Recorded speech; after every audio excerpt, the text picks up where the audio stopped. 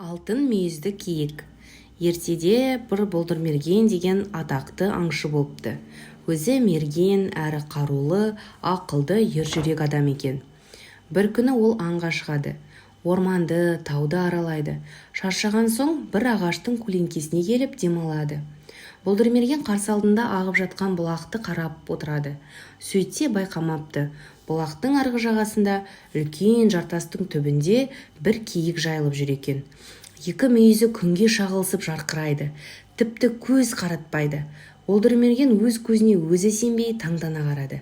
Шын киік, екі мүйізі қарағайдай алтыннан екен. Ол киікті атып алмақ болып садағын көздейді. Сонда алтын мүйізді киікке тіл бітеді. «Сабыр ет, мерген!» деп бұлдырмергенді тоқтатады. Аңшы оның жанына келеді. Ол аң-аулы жүріп, бұрынды-соңды мұндай ғажапты көрмеген екен. Қатты таңғалады. Алтын мүйізді киік әп-сәтте алтын мүйізді ақсақалды шалға айналады. Үстіндегі киімі күмістей жарқырайды. Ал екі алтын мүйізі сол қалпында қалады. Бұлдырмерген ештеңе демей ғажапқа таңғала қарайды. Осы тауда Бұлдырмерген деген атақты аңшы батыр бар деп естіп, соны іздеп шығып едім. Оны білмейсің бе, балам? Деді ақсақал шал. Отағасы, ендеше сол Бұлдырмерген мен боламын, дейді аңшы. Рұқсат болса, балам, сені іздеп шыққан шаруамды айтайын. Айтыңыз, менің балам жерасты елінің ханы, мен соның туған әкесімін.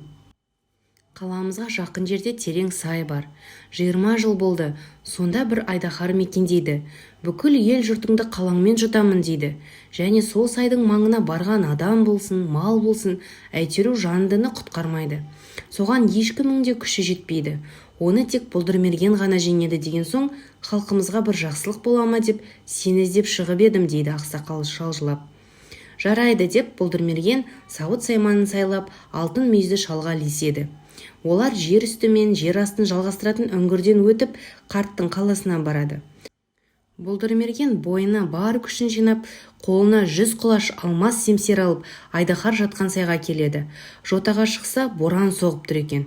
Желдің қаттылығы соншалық таудың екі бетіндегі тасты ұшырып кетіп жатыр. Бұлдырмерген қаһарланып, семсерді беліне көлденең ұстап, күшті леппен тартып жатқан айдаһарға қарай жүреді.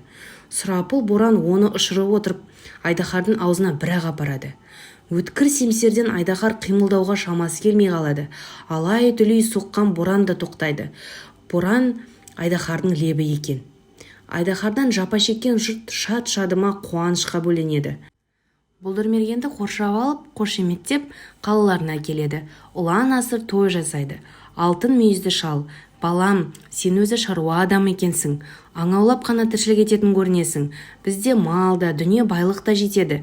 Сен енді осында қалып үйлен, дейді Бұлдырмергенге. Бұлдырмерген бұған көнбейді.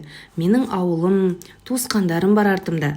Оларды тастап, мен мұнда өз басымның жақсылығын күйттеп қала алмаймын, дейді. Бұлдырмергеннің мұнда қалмасын көрген алтын мүйізді шал оған ханның қазынасынан көп алтын, асыл дүниені сыйға тартып аттандырады. Сөйтіп осыдан соң Бұлдырмергеннің ауылы да әлденіп, күн көрісі жөнденген екен.